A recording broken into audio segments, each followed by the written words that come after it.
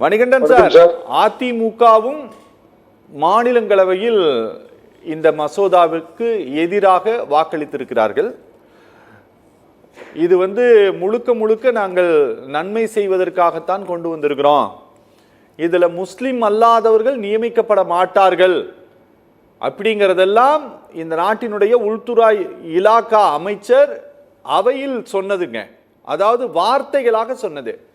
ஆனா பில்லுல பாத்தீங்க அப்படின்னா, நீங்க மேனேஜ்மெண்ட் அட்மினிஸ்ட்ரேஷன்ல இருக்கிறவங்க, ஃபினான்ஸ் எக்ஸ்பர்ட்டு, மெடிசன் ரிலேட்டடா இருக்கிறவங்க, இவர்கள் எல்லாம் நியமிக்கப்படலான்னு சொல்லுது. அது முஸ்லீம்னு சொல்லல. ஒரு முஸ்லிம் ஸ்காலர்ஸ் நியமிக்கப்படணுங்கிறத தெளிவாக குறிப்பிடுறாங்க. முத்தவல்லி நியமிக்கப்படணும் அப்படிங்கிறத தெளிவாக குறிப்பிடுறாங்க. நான் முஸ்லிம்ஸ் 2 பேர் அப்பாயின்மெண்ட் பண்ணுங்கிறத தெளிவாக அந்த பில்லு சொல்லுது. ஆனா ஹோம் மினிஸ்டர் பார்லிமெண்ட்ல சொல்றாரு, வேர்டா சொல்றாரு, இதுல நான் முஸ்லிம்ஸ் அப்பாயின்மெண்ட் பண்ண மாட்டாங்க அப்படின்னு சொல்லிட்டு. இது எப்படி இது ஒரு ட்ரஸ்டபிளா எப்படி சார் எடுத்துக்க முடியும்? சத்யம் டிவி நேரத்துக்கு வணக்கங்க. நான் முதல்ல ஒரு டிஸ்க்ளைமர் போட்டுக்கிறேன். நான் அதிமுகவுக்கு சில விஷயங்கள் ஆதரவா பேசணும் ஒழிய இந்த விவாதத்துக்கு நான் அதிமுக ஆதரவாளனாக வரல, ஒரு வழக்கறிஞர் அப்படிங்கிற முறையில தான் இந்த விவாதத்தில் நான் கலந்துக்கிறேன் அப்படிங்கிற டிஸ்க்ளைமர் போட்டுறேங்க. எனக்கு முன்னாடி பேசின அலி புகாரி சில விஷயங்கள் பேசினாரு. அவருக்கு எப்படி நீங்க ஒரு அன்இன்டரப்டடா அவருக்கு வாய்ப்பு கொடுத்தீங்களோ எனக்கு அதே மாதிரி கொடுப்பீங்க அப்படின்னு நம்புறேன்.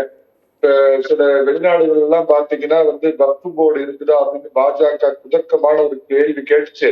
அங்கெல்லாம் வக்ஃபுக்கு தனியா ஒரு அமைச்சரவை இருக்குது அப்படின்னு சொல்லி அற்புதமா சொன்னாரு. அதை நான் 100% ஏத்துக்கிறேன்.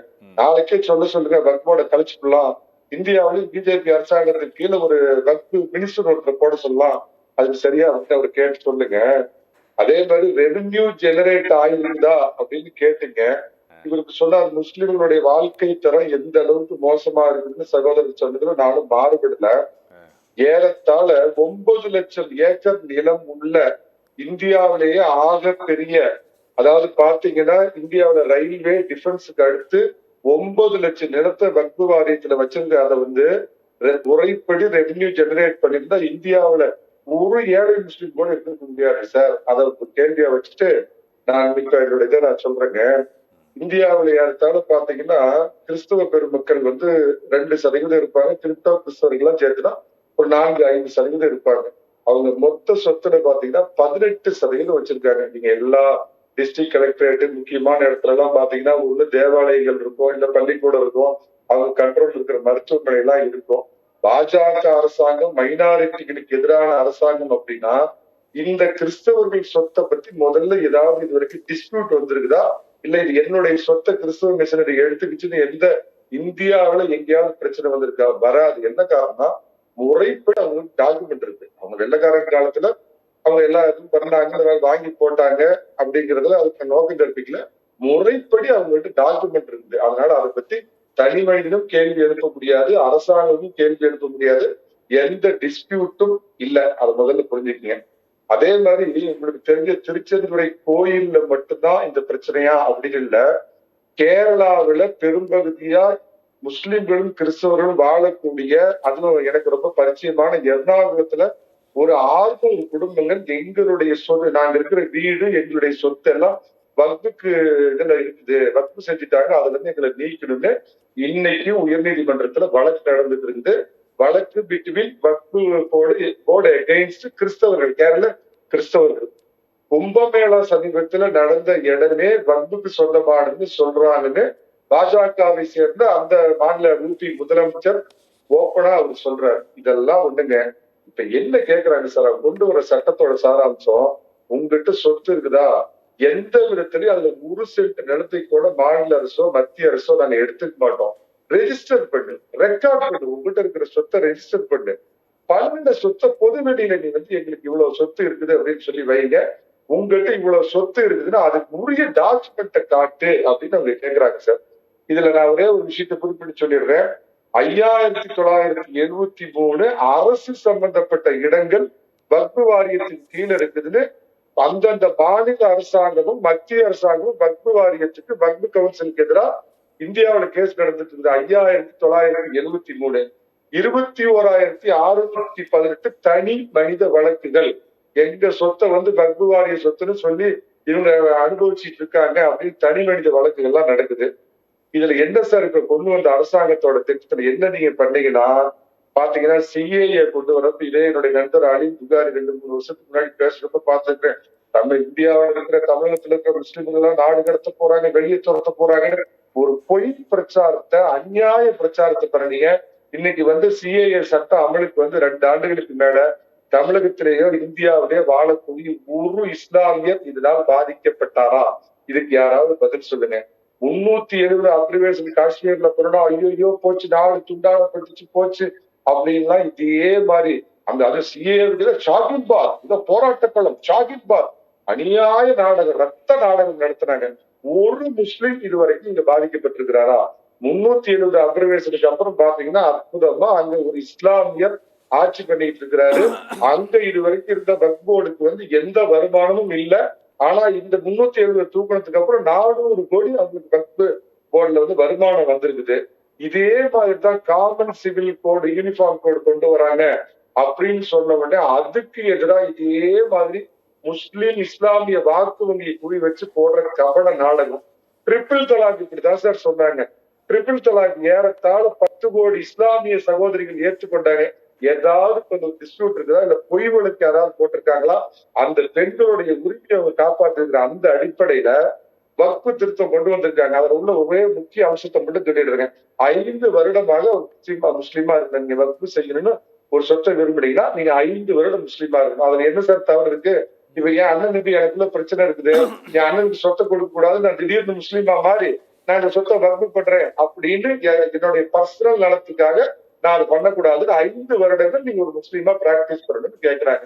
இப்ப நீங்க ஒரு வீடியோவில் எடுக்கிறீங்க, உங்களுக்கு 3 வருடம் முன்ன ஒரு எக்ஸ்பீரியன்ஸ் இருக்கணும்னு கேக்குறீங்களா? அந்த மாதிரி அதுல என்ன சார் தவறு இருக்கு?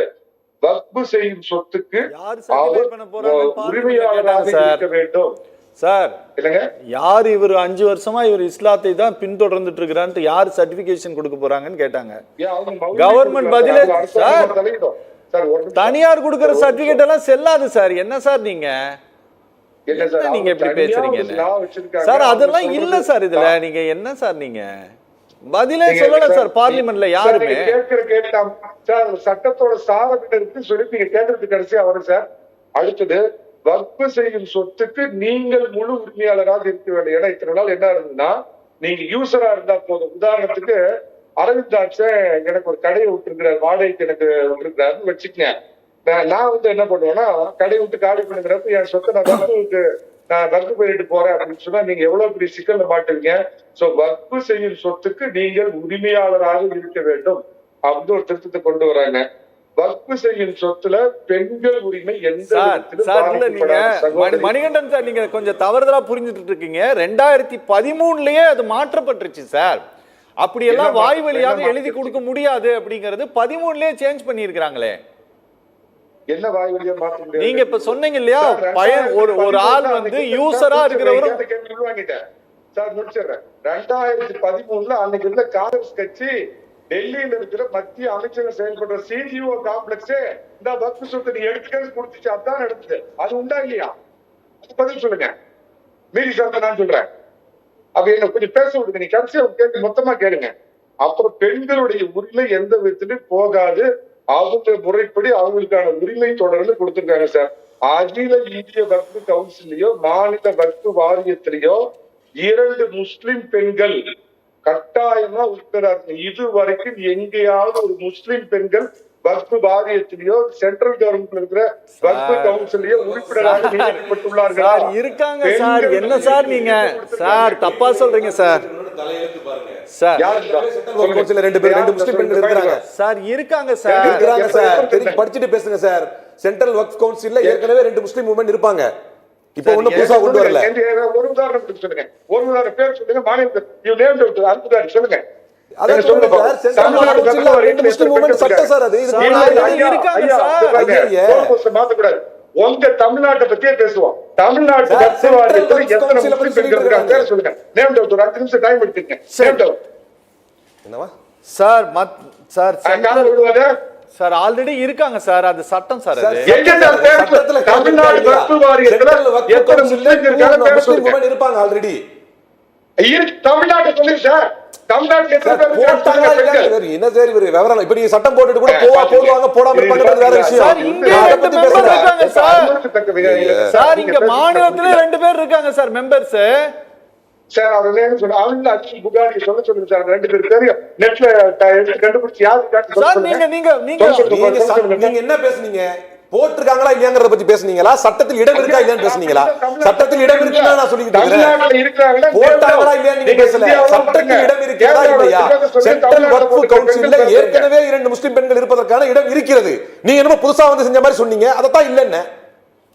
அதுவும் டாக்டர் நான் திருப்பி கேட்கிற ஒரு புரியாத நான் அருத்திப்பொழியில பேசுற மாதிரி நினைக்கிறாரு. தமிழ்நாட்டுல வக்ஃப் வாரியத்துல இருக்க 2 பெண்கள் பேரை சொல்லுங்க சார். நீங்க சொன்னது முதல்ல சென்ட்ரல் வக்ஃப் கவுன்சில் தான். அப்படிங்கிறதுக்காக இல்லன்னு அர்த்தமா சார்? என்ன சார் இது? சும்மா பேருக்கு சட்டத்தை வச்சுக்கிட்டு பெண்களுக்கு போடாம உரிமை கொடுக்காம இருக்கிறீங்களா? பெண்கள் சென்ட்ரல் வக்ஃப் கவுன்சில் வந்து சென்ட்ரல் வக்ஃப் கவுன்சில் இதற்கு முன்னால் அமெண்ட் பண்றதுக்கு முன்னாலே all members had to be Muslim including 2 women.